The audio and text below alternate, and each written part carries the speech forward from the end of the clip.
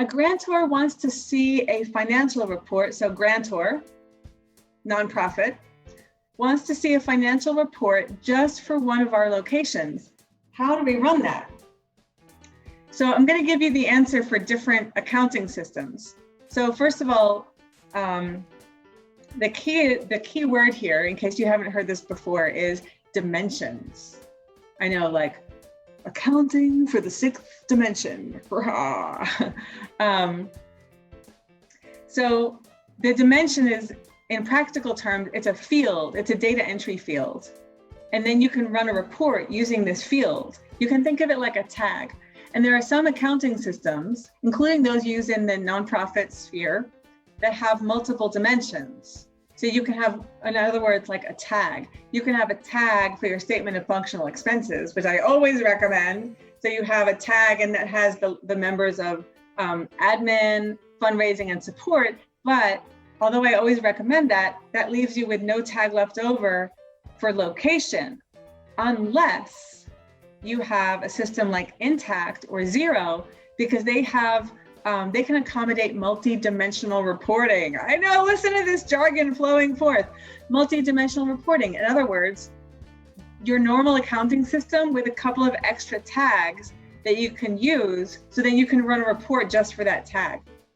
QuickBooks Desktop does not have an extra tag. So if you're using QuickBooks Desktop and you have multiple locations that you want to track, you may consider something like subclasses of your class category, where you have admin and then have subclasses for each location.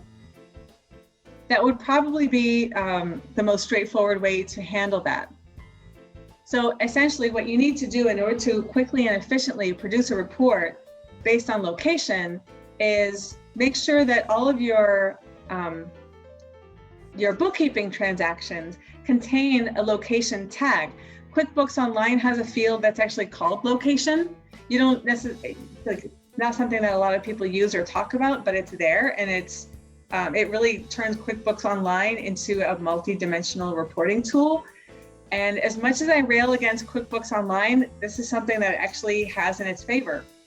Of course, I can't promise that the system won't be down when you need to run a report for a grantor, but if you have the luck of getting in, you can run a report based on location.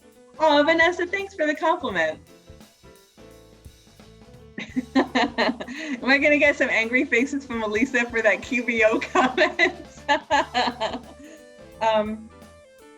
Anyhow, that's how I would answer that question.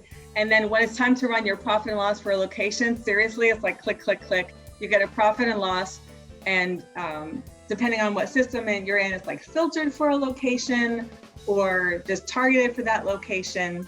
Hey, Deborah, it's great to see you here. I was just answering a nonprofit question about reporting to a grantor just for a specific location. How about that? All right, so it looks like Elisa has a question for me.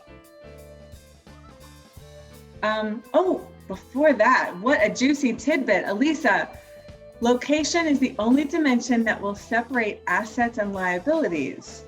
Interesting. I am intrigued that you said that, because in general, I haven't found any of those extra dimensions to be incredibly useful on the balance sheet.